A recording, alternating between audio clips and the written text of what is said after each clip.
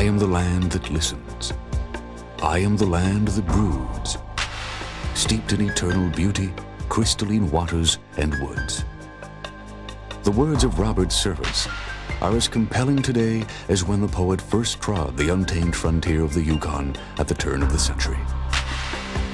A country of sophisticated cities and magnificent wilderness, Canada spans the vast northern expanses of the North American continent, from the Atlantic to the Pacific, from the farthest reaches of the Arctic to its southern border with the United States.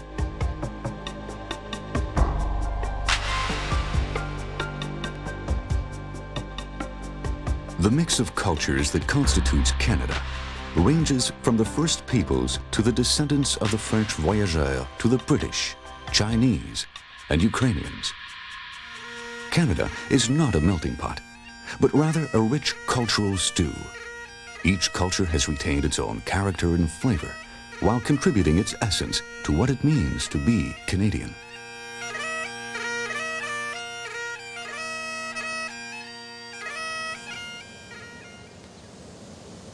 Canada, with a population of only 27 million people, is home to fewer people than live in the state of California. Yet in this vast land, 80% of all Canadians live within 100 miles of the U.S. border. In contrast, the northern and Arctic regions are virtually unpopulated. They are home to the polar bear, the caribou, and to one of the world's best-known symbols of wildlife preservation, the baby harp seal. The second largest country in the world, Canada encompasses nearly 4 million square miles of territory. The region known as Atlantic Canada includes the provinces of New Brunswick, Newfoundland, Nova Scotia, and a small and very beautiful island called Prince Edward Island.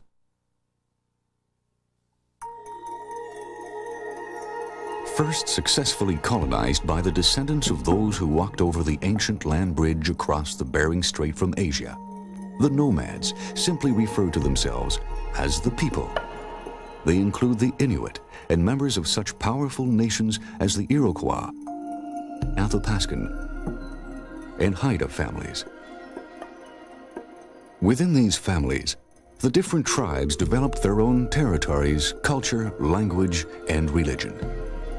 On the eastern side of the continent, Leif Erikson explored the coastline of Baffin Island, Labrador, and Newfoundland. Sailing their high-prowed vessels across the seas of the North Atlantic, the Vikings were the first Europeans to reach North America. In Newfoundland, the Norsemen landed and built large sod and wood houses. There they forged iron, hunted, and trapped. According to the Norse sagas, it was the year 1000. At L'Anse aux Meadows, ancient remains radiocarbon dated between the year 860 and the year 1060 confirm the sagas as history, not myth. The ancient ashes and artifacts are indisputable evidence that L'Anse aux Meadows was a Viking settlement.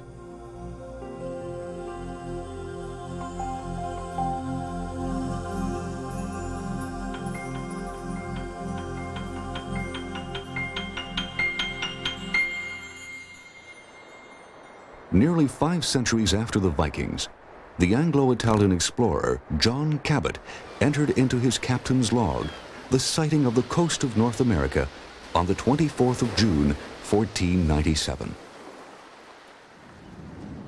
The Cabot Tower at Signal Hill honors what historians describe as the intellectual discovery of America. For though Cabot claimed the new continent for England, he neither colonized it nor carried back riches.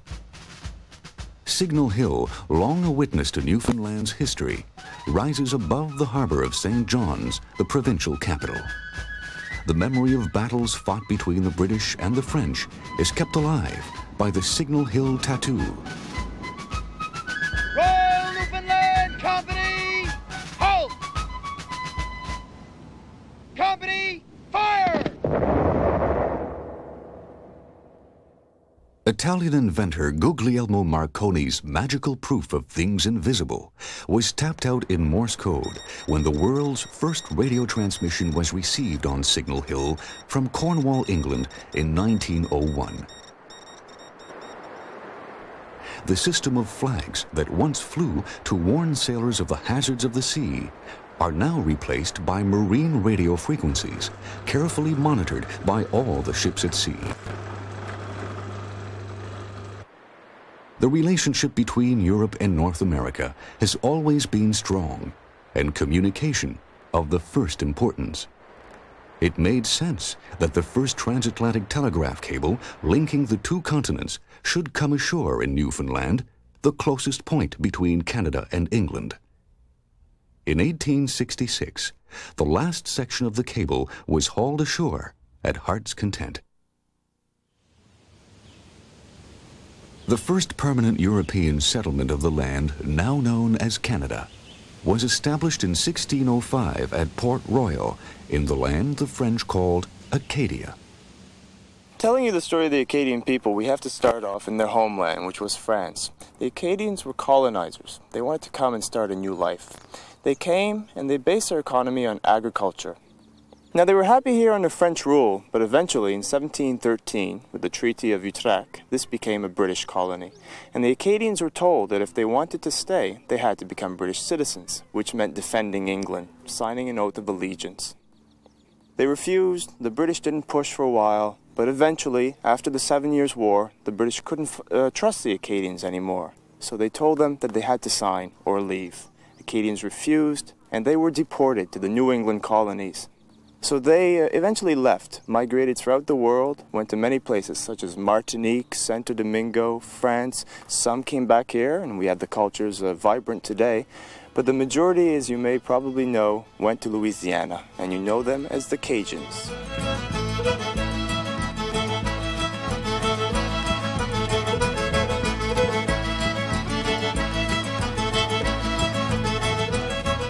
The Acadian dispersal is immortalized in Longfellow's poem Evangeline. The poet's poignant description speaks across the centuries to all people forced to leave their loved ones by events beyond their control. Wives were torn from their husbands, and mothers, too late, saw their children left on land, extending their arms with wildest entreaties. So onto separate ships Basil and Gabriel were carried, while in despair on the shore, Evangeline stood with her father.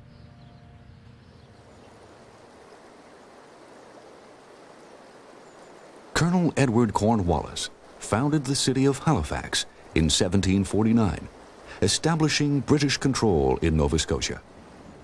Throughout the 18th century, both England and France had built forts along the coast to enforce their claims to the rich North Atlantic fishing grounds.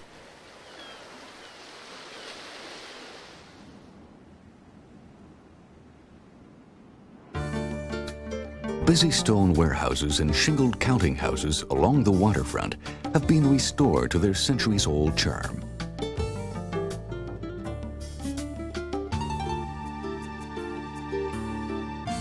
Halifax is home port to the Bluenose II, a replica of the famous 19th century fishing schooner. The tall ship is an internationally recognized goodwill ambassador for the Atlantic provinces. Looking across the bright waters, three churches on shore command a dramatic view of the charming village of Mahone Bay. There is ample time here to enjoy the view and spend a few hours with a hook and line.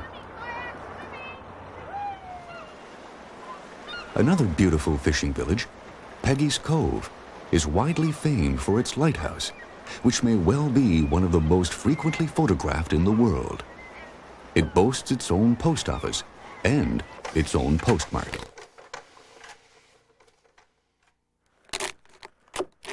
Peggy's Cove is also well known for its lobster. Always absolutely fresh, always absolutely delicious.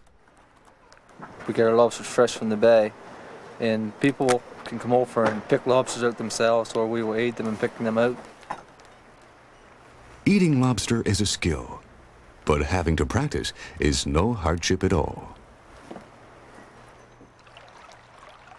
Fly fishing is also a skill. A bit more difficult to master than cracking lobster, perhaps, but offering similar rewards. Widely considered the ultimate prize in fly fishing, Atlantic salmon are called the kingly salmon. For centuries, they were the prerogative of royalty and the aristocracy. The Miramichi River in New Brunswick supplies some of the finest Atlantic salmon fishing in the world. Nicolas Denis, a 17th century traveler, observed of the Miramichi. So large a quantity of salmon enters this river that at night one is unable to sleep. So great is the noise they make in falling upon the water after having thrown or darted themselves into the air while passing over the river flats.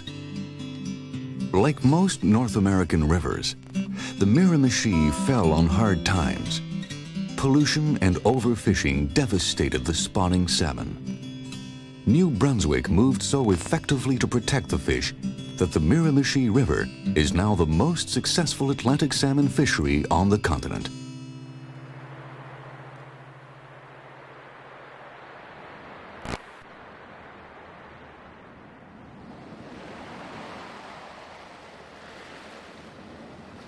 Prince Edward Island floats on the waves of a blue gulf, a green seclusion and haunt of ancient peace. So wrote Lucy Maud Montgomery, author of Anne of Green Gables. Some characters leap right out of the pages of the books they inhabit and straight into the hearts of readers around the world. Thousands have traveled here to see the Cavendish farmhouse, where Montgomery's appealing carrot-topped young heroine came to life.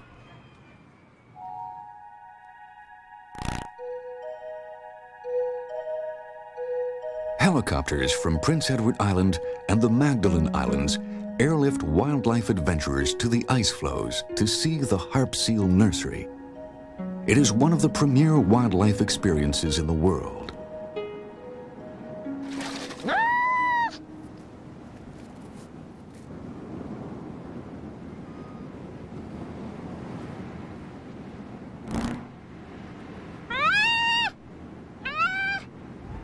Harp seals pup at the same time in the same place every year.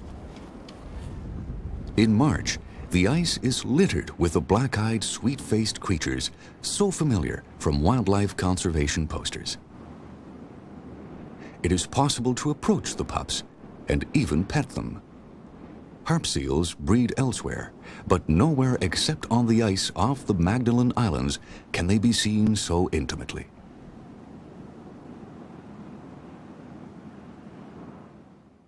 Eastern Canada includes Quebec, Canada's largest province stretching over 1,200 miles, and Ontario, the most heavily populated as well as the wealthiest and most industrialized. Commissioned by François Ier of France to find gold in the New World and a northwest passage to Asia, Jacques Cartier sailed up the St. Lawrence River in 1535. Landing at an Iroquois village near the site of what is today Quebec City, he asked the natives what they called this land. They told him Kanata, the Iroquois word for settlement. For the next 100 years, the staple fur traded was beaver, as well as fancy furs such as lynx, Arctic fox, and mink. From Quebec City, the furs were shipped all over Europe. In England, an Act of Parliament passed by the House of Commons in 1638 prohibited the use of any material but beaver for men's hats. In 1647, 2 ships alone carried 10 tons of beaver skins from Canada to England. The Hudson's Bay Company was chartered in London in 1670 to pursue the fur trade. More than 320 years after its incorporation, the Hudson's Bay Company remains Canada's largest retailer.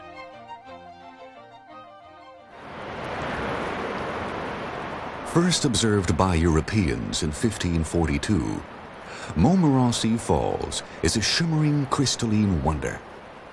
6 miles outside of Quebec City, the roaring falls plunge 274 feet, more than 1.5 times the height of Niagara Falls. In the winter, the spray forms a sugar loaf that offers an irresistible temptation to slide 70 feet to the bottom. Past and present meet on every corner of old Quebec City. The British commander James Wolfe laid siege to the city after marching the 6 miles from Montmorency to Quebec during the 7 Years' War between England and France. In 1759, French General Montcalm sent soldiers to battle the British on the Plains of Abraham. Wolfe won the Battle of Quebec, and that fateful victory cost France her claims to Canada.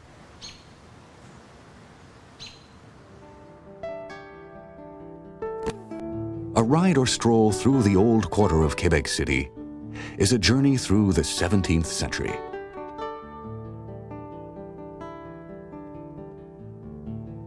Set like a 17th century jewel overlooking the proud and powerful St. Lawrence, old Quebec City is divided into 2 parts, Upper Town and Lower Town. A landmark of Lower Town is Notre-Dame-des-Victoires, an exquisite stone church designed by French architect Claude Baillif. It was constructed in 1688 on the site of Quebec's first trading post. The altar is elaborately sculptured in the form of a castle. Suspended in the nave is a scale model of the ship which brought the Carignan Regiment to New France in the 1660s to fight the Iroquois. The church takes its name from 2 French victories over the British, but its name alone could not protect it. When Wolfe besieged and bombarded Quebec, the church burned to the ground. Notre-Dame-des-Victoires was restored in 1766 and again in 1969. Looming high on the rocky cliffs of Cap Diamant is one of the leading landmarks of Quebec, the baronial Château Frontenac.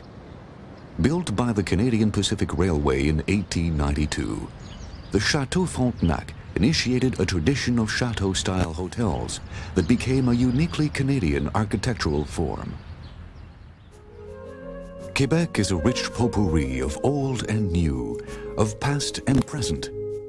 Though England won Quebec from France 200 years ago, 80% of all Québécois are direct descendants of the French voyageurs and the colonists of New France. And while the nation as a whole has 2 official languages, French and English, French alone is the official language of the province of Quebec. Even the culture and art are unique, different in both approach and technique from the rest of Canada.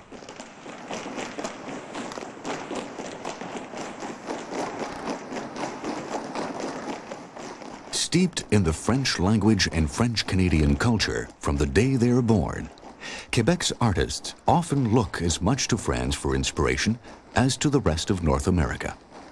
New dance choreographer Jean-Pierre Perrault. Quebec culture in general is very strong because of the socio-political and geographical situation that we're in. You know, it's very odd to be a Quebecer. You know, you're 6 million people in English North America. So automatically, and we're of a Catholic background, we still have very close ties to Europe.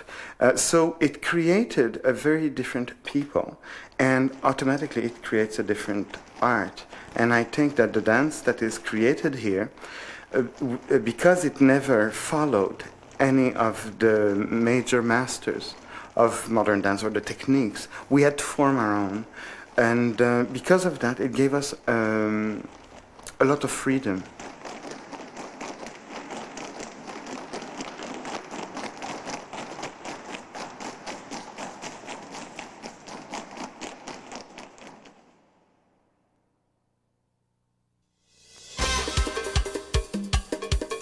Undeniably possessing a strong sense of history and an insouciant Gallic charm, Quebec City also comprehends all the nuances of joie de vivre, especially when it includes a rollicking good time.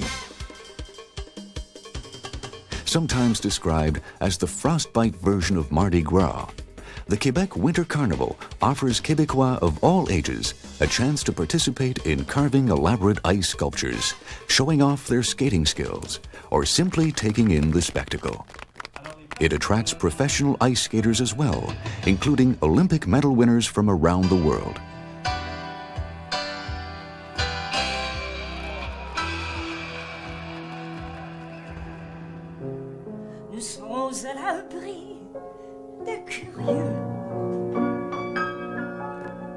France may have decamped politically in 1763, but she left behind her language, her religion, her culture, and her music. Here in the rich tradition of such French singers as Edith Piaf and Charles Aznavour, one can find a chanson singer to while away a night of romance, singing of amour et tristesse, of love and sadness.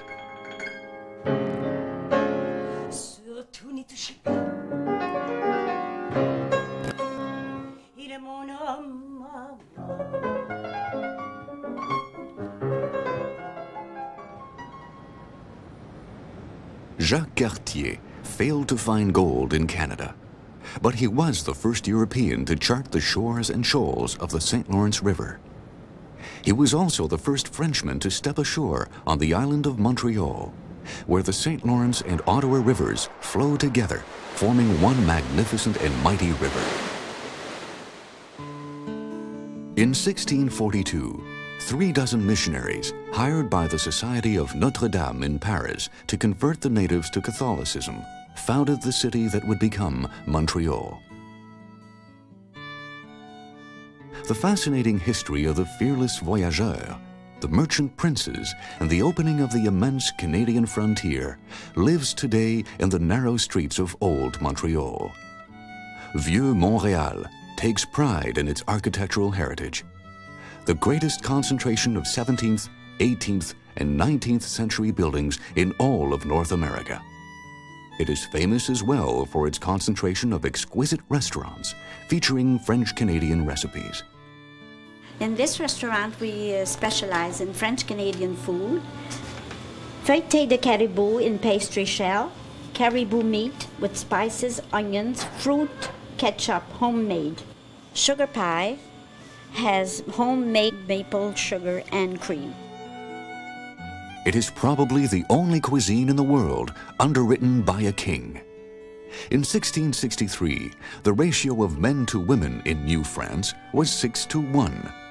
To rectify this imbalance, Louis XIV bestowed 850 young French women with a modest dowry and shipped them to New France to find husbands. With these young women came their knowledge of traditional French cooking. They applied their culinary wisdom to native foods and created such dishes as creton, a pork pâté, and cipaille, a layered meat pie prepared with wild game and smothered in a Bordelaise sauce.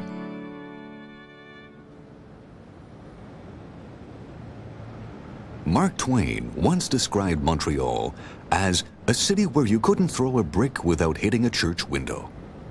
He was very nearly right. Montreal has more than 400 churches. One of the most charming is Notre Dame de Bon Secours, the Sailors' Church.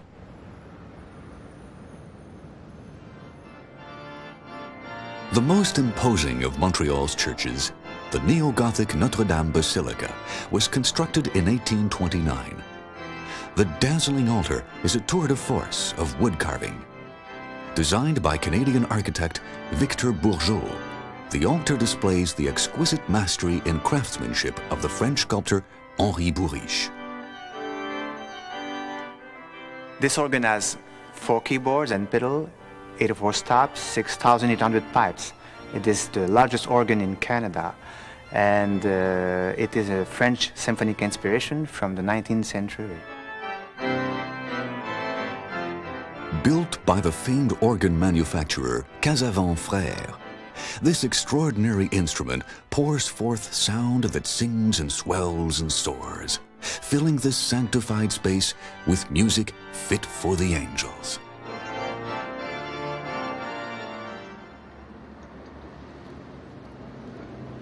The The second largest French-speaking city in the world, modern Montreal comes in two layers: the contemporary skyscraper skyline on the surface and the subterranean city. Built to escape the harshness of winter, the underground city is completely accessible by the metro subway system. It provides everything anyone could possibly want: boutiques, bookstores, and restaurants, all without ever having to deal with frozen noses or icy sidewalks. Where winter ice is a fact of life, it only makes sense to make a national sport out of it. Canadian children learn to skate almost as soon as they can walk. And the very next thing they learn is how to play ice hockey. The first formal hockey game was played in Montreal in 1875, with a set of rules drawn up by J.G.A. Creighton, a student from McGill University. Even Pee-wee hockey games draw big crowds, and professional sports scouts looking for the next big major league talent. Not every boy in Canada can grow up to be Wayne Gretzky, but all of them can dream about it. Founded as a non-denominational college in 1821, McGill University serves nearly 20,000 students. Along with the Université de Montréal and the Université de Québec at Montreal, McGill invigorates the cosmopolitan intellectual atmosphere of the city. McGill President David L. Johnson. The cultural traditions of Canada draw from the many sources from which our people have come. And as a consequence, one finds a fairly wide variety in the music and the literature that we see. If one looks at painting and sculpture, perhaps there is a heavier emphasis on the outdoors, the landscape, the natural. But I think that's consistent with a uniqueness to Canada as well, that we are a people that live closely with our outdoors, and perhaps because we have such large space and we border on three great oceans in the world, that is part of our psyche.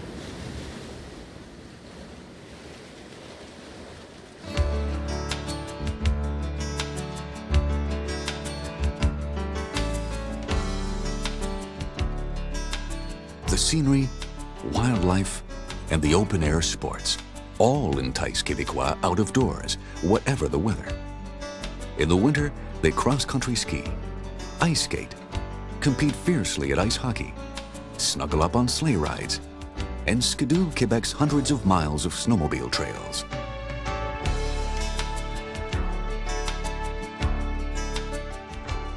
Nestled into the Laurentian Highlands, Mont Sainte-Anne is internationally known for its excellent slopes.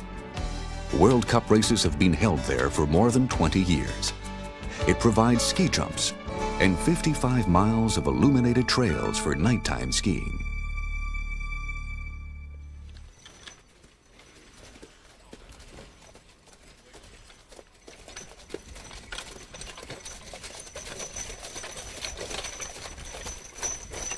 Sugar maple forests guarantee delicious fun at Pierre Fouché's authentic turn-of-the-century Sugar Shack.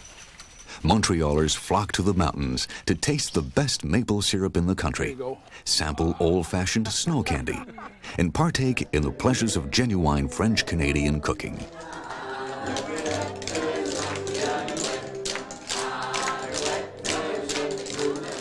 Around this beautiful maple forest, I created an attraction relating to the early 1900s.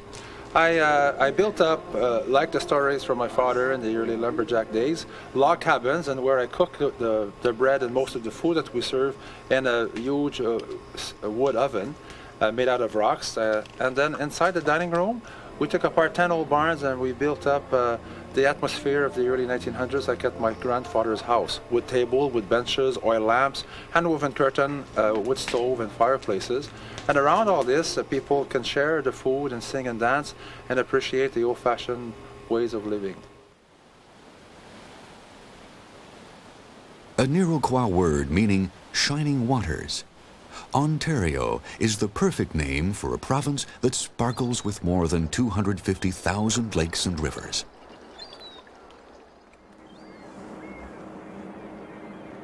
high above the rapids and falls of the Ottawa River, rises the federal capital of Ottawa. The river forms a natural boundary between Ontario and Quebec. In 1857, Queen Victoria herself commissioned the soaring Gothic spires that grace Parliament Hill. The Parliament buildings house the Senate Chamber, the House of Commons, the Speaker's Chamber, and the Parliamentary Library.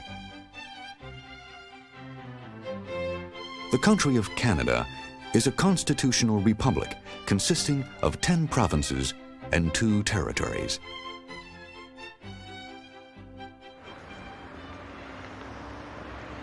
Before Ottawa was chosen to be the nation's capital, the Rideau Canal was dug to provide a way to provision the military in case the Americans cut off supplies coming down the river. Like the Halifax Citadel, the Rideau Canal was constructed to defend against an American attack that never occurred. Used exclusively for pleasure craft in the summer, the canal is the world's longest skating rink in the winter. Thousands of tulips flower each spring, brilliant streamers of rainbow colors that commemorate Canada's aid to the Netherlands during the Second World War. As for those American attacks that never came, the border between Canada and the United States is today the world's longest undefended border. Designed by the world-renowned Israeli-Canadian architect Moshe Safdie, the National Gallery is elegant, airy, and flooded with natural light. The gallery celebrates Canadian painting and sculpture. Its collections showcase both historical and contemporary Canadian art.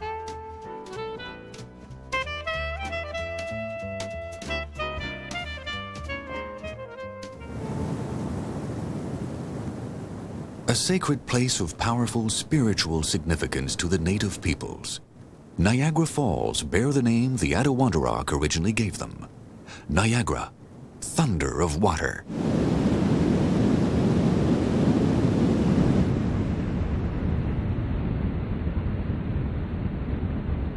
That thunder is the sound of 41 million gallons per minute plunging straight down 178 feet. Louis Hennepin, the first European explorer to describe the spectacle, called Niagara a vast and prodigious cadence of water.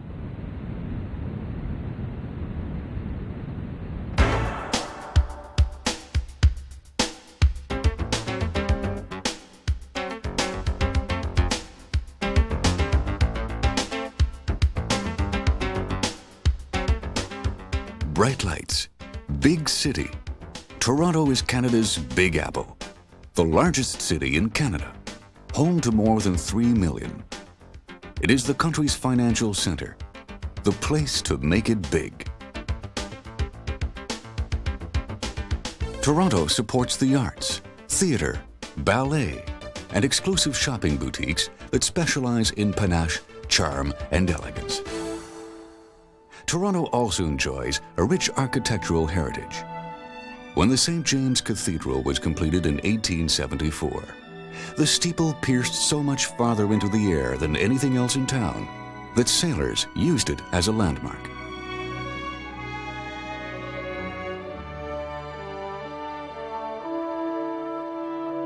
Today, the CN Tower has overtaken the steeple of St. James by far.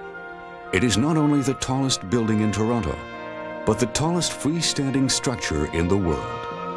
At 1,821 feet tall, it stretches more than 1/3 of a mile into Canada's sky. Toronto's architecture is a melange of old and new, influenced by ethnic diversity, for Toronto is a city of neighborhoods. Chinatown, as well as the Greek, Italian, and Polish district, each maintains its own culture. Yorkville is a neighborhood of Victorian houses converted to art galleries, designer boutiques, and fashionable restaurants. Here, Toronto's new money and old money meet in cafes to linger over cappuccino and conversation, playing at high society's favorite pastime of seeing and being seen.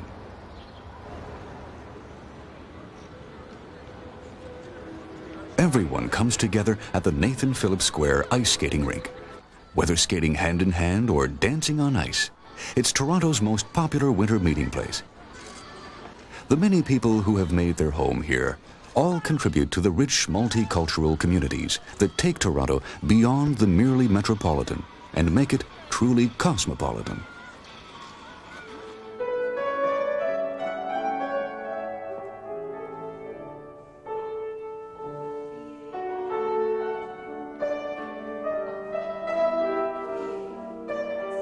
Girls who dream of becoming prima ballerinas with the National Ballet of Canada must start their lessons very young. By the time the girls audition at the National Ballet School, they have studied ballet for most of their lives. The romantic visions of tutus, starring roles, and the thrill of applause give way to severe chignons, practice leotards, and the discipline of thousands of hours of practice at the bar. I like ballet because it's exercise and it's really fun and you can express yourself through dance, and hopefully I can fulfill my dream of becoming a classical ballet dancer. Now let's do in the same, just if you could, just when you come and spread out, and we'll change this time with the other girls and we'll go straight into it, all right? Like we did yesterday. I think generally, in a school like the National Ballet, it's because they've chosen at a very young age that they would like to do ballet as a career. So they come to a school of this nature, which is a professional school, which gives them the training to go into a ballet as a career, or any form of dance that they would choose after that.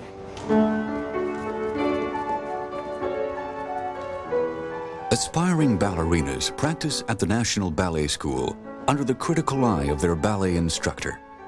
And when the dream comes true and they grow up to dance with the National Ballet, they rehearse under the still more critical eye of the company's ballet master.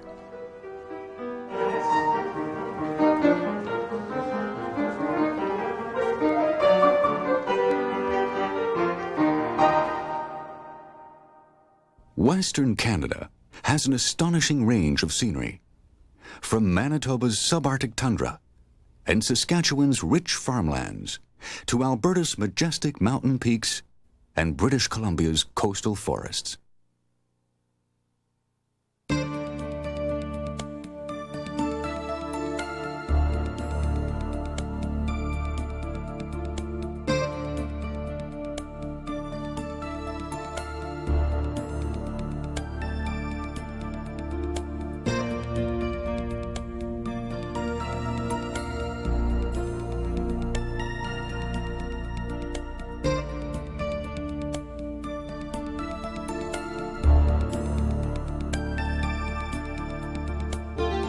No matter how modern and convenient Canada's cities are, at their back is always the haunting wildness of the far north, the kingdom of the ice bear, the land of Nanook of the North.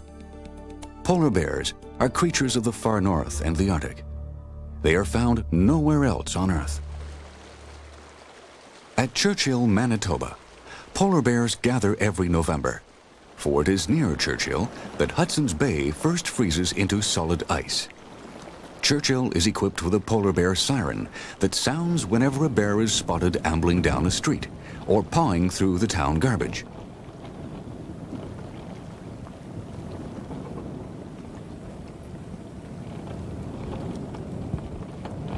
If the animal persists in wandering around town, it is hauled off to Churchill's Polar Bear Jail, where it is accommodated at the town's expense until the ice freezes.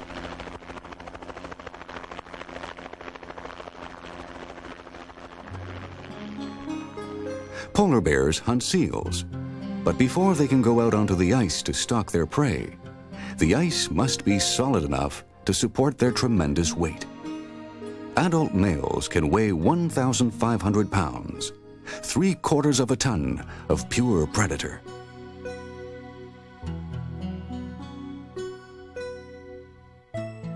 While they wait on the shore for the ice to form, the young bears spar.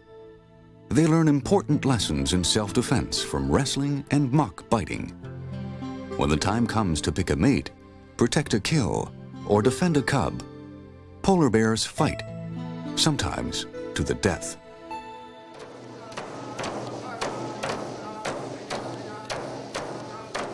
Polar bears are the subject, spirit, and essence of countless Inuit myths.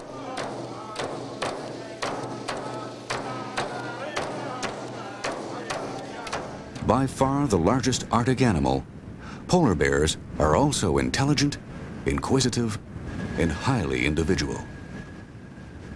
The polar bear is not merely a symbol of this region, but the very embodiment of life, the Arctic incarnate.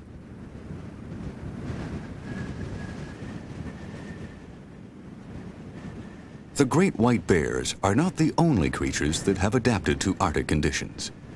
Arctic foxes trail polar bears out onto the winter ice and scavenge their seal kills. On land, the foxes listen acutely for the sounds of mice scurrying under the snow, stalking and pouncing on them like cats.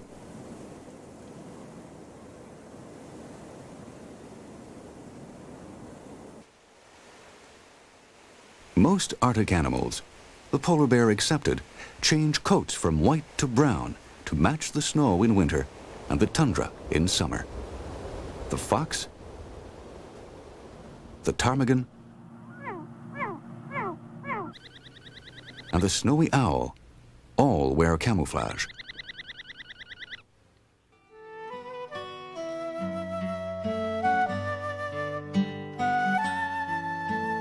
Wild swans tattoo patterns across the sky. Wild geese return for the brief Arctic summer to nest. Many birds breed in the Arctic: eared grebes, seagulls, and Arctic loons. Under the midnight sun, Arctic cotton bursts into bloom, and the Arctic sky soars blue and limitless over the burgeoning life of summer.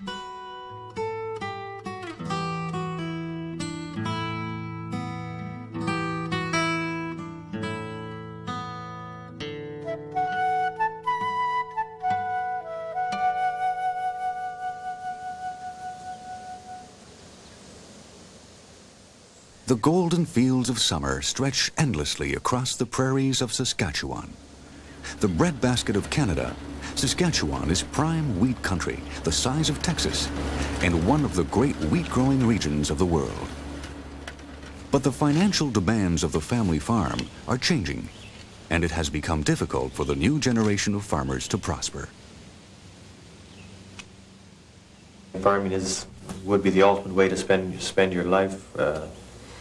But there are just strings attached like any other business. Other people have other jobs, but if you can viably not raise a family, it doesn't matter how much you like it or enjoy it. One group of committed farmers is making the cooperative farm succeed for them.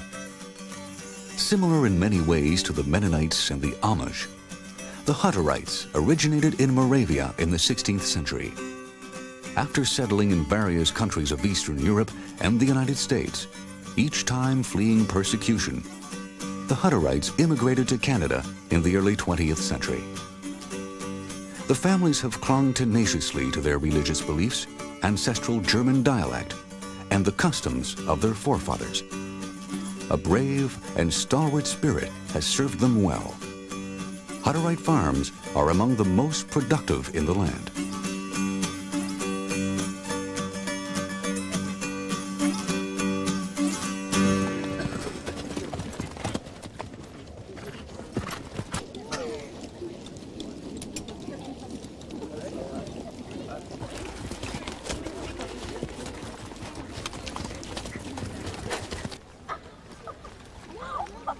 In the Little Crimson Manual, it's written plain and clear that who would wear the scarlet coat shall say goodbye to fear, shall be a guardian of the right, a sleuth hound of the trail.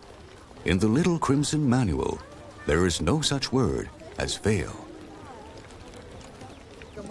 Only the Canadian Mounties could possibly inspire such poetry, and so they did in these lines from Robert Service's Clancy of the Mounted Police.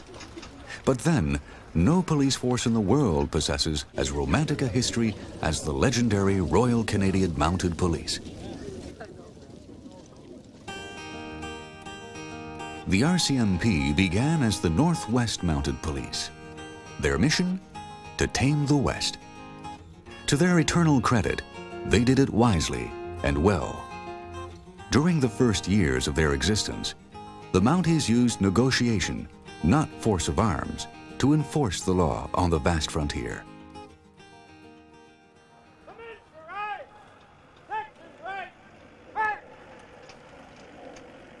The Royal Canadian Mounted Police Training Center at Regina, Saskatchewan instills recruits with the values that befit a symbol of national pride. The RCMP still drills Mounties in the century-old exhibitions of horsemanship known as the musical ride. I think the biggest satisfaction of being part of the musical ride has to do with the look on people's faces when you're performing, especially when we come to near the end of the ride and the charge is about to begin. As we head at a full gallop towards the crowd, some of the people start to scatter and then we come to a dead stop and they all, whoa!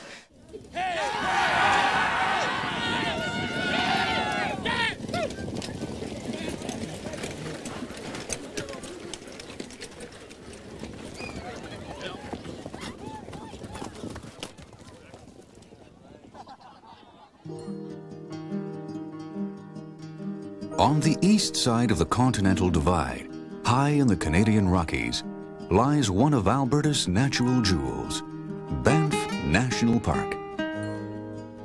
Canada's first national park, Banff is also the most popular. It adjoins Jasper, Kootenay, and Yoho National Parks, the four together forming the largest mountain parkland in the world. 3 different ecosystems within the parks range from Arctic to forest to prairie, and all support a rich population of animals. Amid the towering crags of the Canadian Rockies, the Banff Springs Hotel stands in all its glorious splendor. Its turrets and towers add a note of grand romance to the magnificence of the mountains. Chateau Lake Louise in Banff National Park is another example of the luxurious Canadian chateau style. In the summer, the waters of Lake Louise shimmer emerald green. Mountain trails wind upward to alpine meadows where deer graze silently on wildflowers. In the winter, well-groomed slopes provide superior skiing. Lake Louise has 44 designated runs to offer, with 44,000 skiable acres of terrain.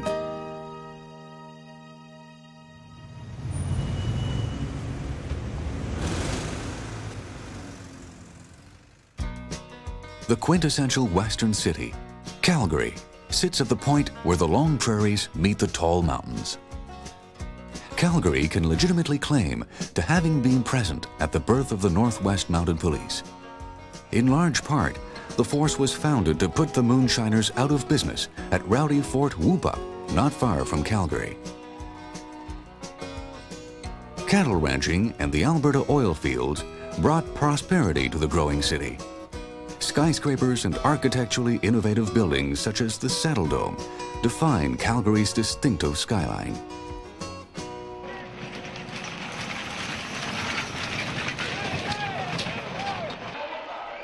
The Calgary Stampede brings people from all over the world to revisit the Old West at this giant outdoor rodeo. This will work. Bareback ride. Uh-oh. No. One hand. That's all you get. Yeah. Oh, sit up, Lindsay. You're all right.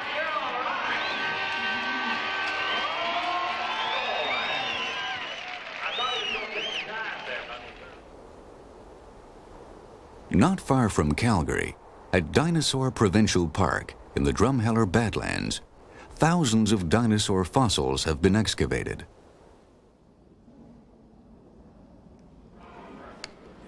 More than 50 complete dinosaur skeletons found in the Badlands have been reconstructed at the Terrell Museum of Paleontology, the largest collection of complete skeletons in the world.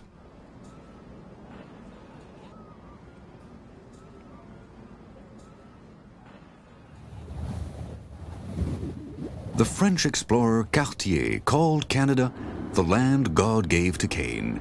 He was referring to Genesis 4, in which Cain, having killed his brother Abel, is condemned to till land that is barren. But Cartier never saw British Columbia. The people who live there call it God's country.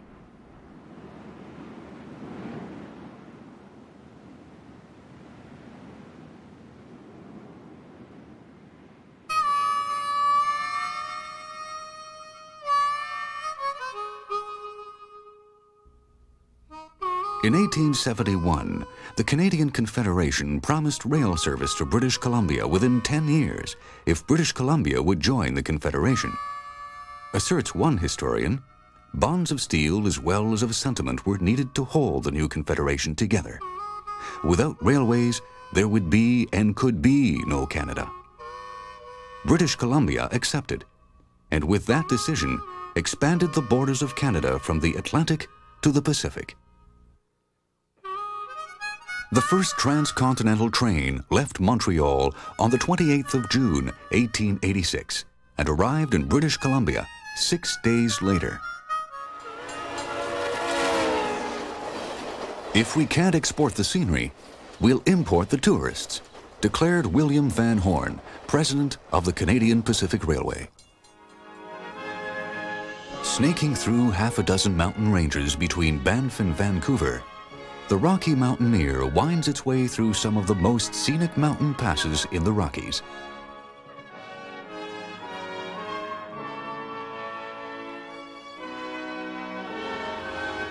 The Rocky Mountaineer is quite simply one of the world's spectacular train rides.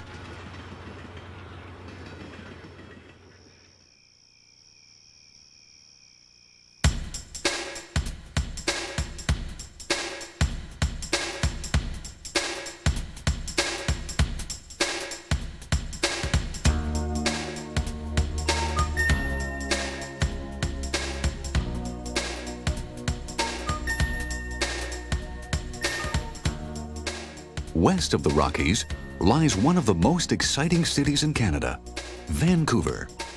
Crowds come out at night to sample the fun and temptation of its nightlife.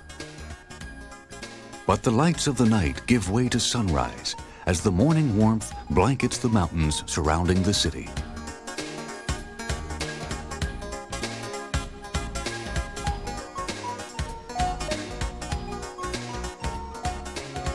Vancouver probably has the mildest climate in all of Canada, thanks to the influence of the Japanese Current, a submarine river of warm water that flows just offshore. That may help explain why Vancouver is the largest city in British Columbia and the third largest in Canada. On the other hand, it may be the setting. Poised at the edge of the Pacific with forested mountains in the background, the city takes full advantage of all its possibilities. I've been living here for 2.5 years, and the parts I like the best about it are the weather and the people and the business that's going on here.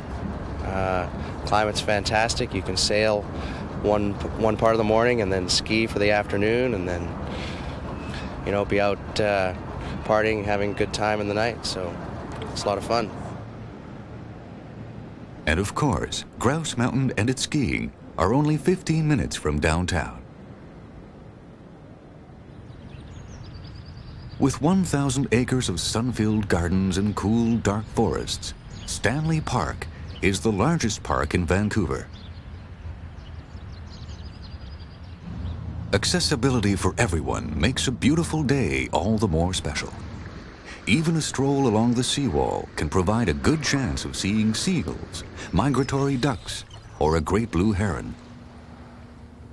You say dolphin? That's good, and here comes the whale again.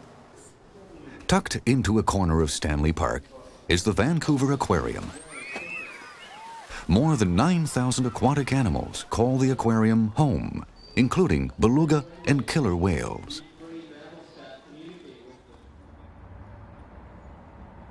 Under the Granville Bridge is the Granville Market, a huge public market overflowing with the bounty that comes from the combination of rich soil and a beneficent climate. all the best of the West Coast is sold in its season. The challenge is choosing.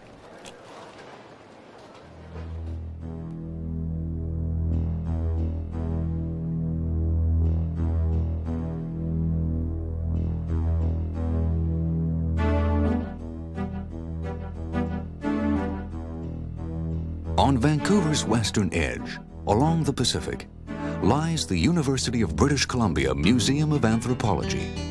It houses one of the finest collections of Northwest Coast native art to be found anywhere. On the grounds of the museum are reconstructions of native Northwest Coast longhouses. The coastal tribes were prosperous, living comfortably in huge post and beam cedar homes. Tall totem poles stood outside, telling the family's history. Haisla artist Lyle Wilson. This process of doing sculpture today is quite different from the past in a sense that today the buildings are so finely designed that people who carve are actually requested to do a scale model which is exact. Whereas in the old days when they do a house post or a totem pole, they do it entirely from memory or their experience. So there's no scale models, there's no drawings, as opposed to today where everything is really, really finely tuned. This piece has been commissioned by the First Nations House of Learning, which is a center for Aboriginal people at the University of British Columbia. And it's made out of red cedar, and it'll be two figures that are half human and half animal. And one side will represent the eagle, and the other side will represent the beaver clan, which is on this side. And the reason why I picked them was because the beaver is my mother's crest, and the eagle is my father's crest. So I wanted to present both of those on this post, because it does represent myself and my family from Kitimat. That certain pride in its ethnicity has given Vancouver a multicultural atmosphere. The Chinese arrived in this area in 1858. The attraction was the Fraser River Gold Rush, and all who came hoped to strike it rich.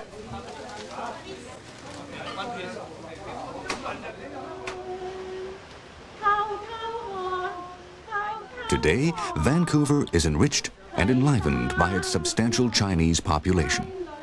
Early in the morning, people gather to practice Tai Chi. The teachings and techniques have been handed down from generation to generation.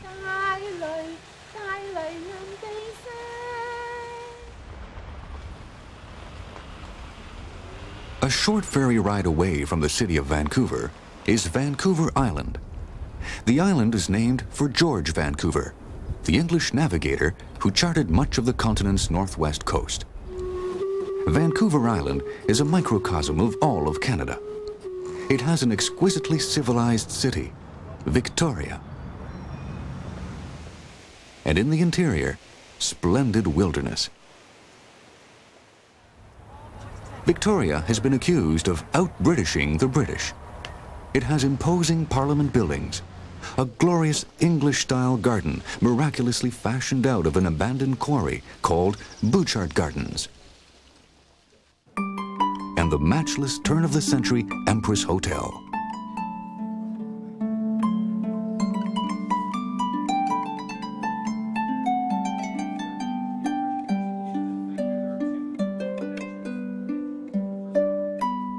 Tea at the Empress is not just a meal, it's an event.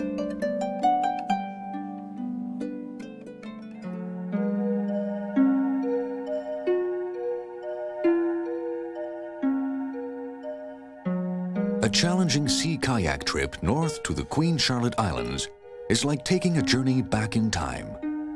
The Haida village at Tanu has the largest collection of totem poles in Canada in their original location.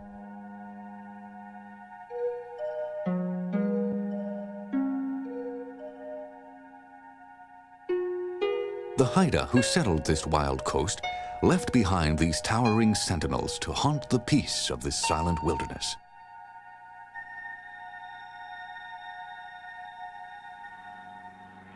It seems impossible to go from the ultra-civilized tradition of high tea to the wilderness.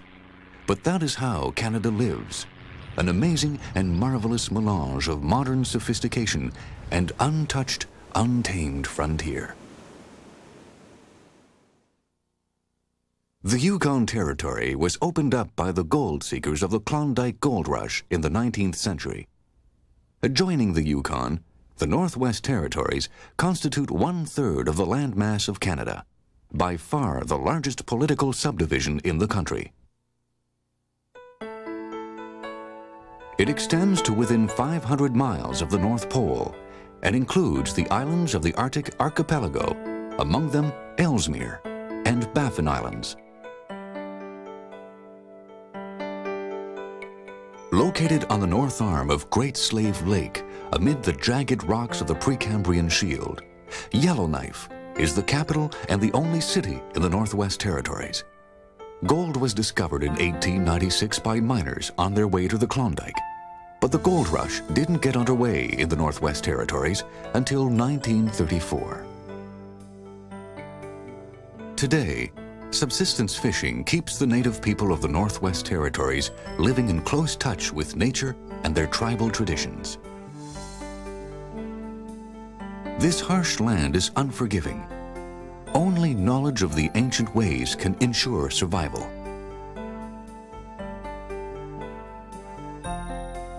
Carrying a snow knife, recognizing the right kind of snow to use, and knowing how to build an igloo are essential skills in the far north. Blizzards blow up out of nowhere, and whiteouts can last for days.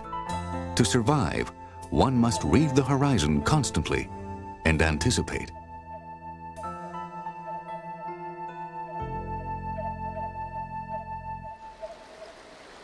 Surrounded by the icy Arctic waters, Baffin Island is the largest island in Canada and 5th largest in the world. The Arctic tundra, often called the Barren Ground and considered a wasteland, is in fact rich in wildlife during the brief Arctic summer. Migratory birds, especially seabirds, come to breed. Courting, nesting, and raising the chicks occupy the long days of summer when the sun never sets. In the winter, beluga whales and walrus come to feed in the abundant waters off the coast.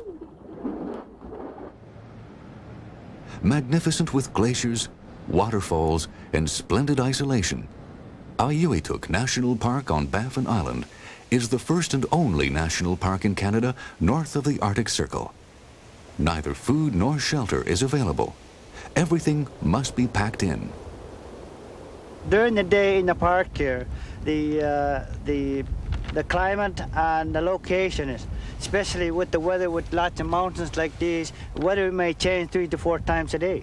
And the people that come here are usually have to carry everything on their back, and they hike up and down into Pang Pass, and the area is very, very rugged. You have to walk through lots of moraines and crossing the rivers.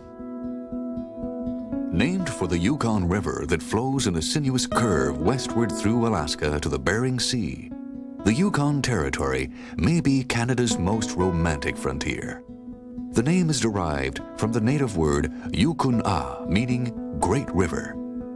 The river's valley was the great highway that led the first peoples from Asia into the unknown interior of the North American continent. Member of the Wolf Clan, Johnny Smith. You know, my dad trained me to travel around the bush and how to live in the bush and what to do in the bush. And everybody does that. All the old people that always talk to their kids how to make their living in the bush. You have to learn all them things. You have to learn with the bow and arrow, things like that. And snares, how you can catch game, and they show you how to hunt, and they show you what to do. And if you don't learn that, you're not very good in the bush. Just like you're going to high school like to learn.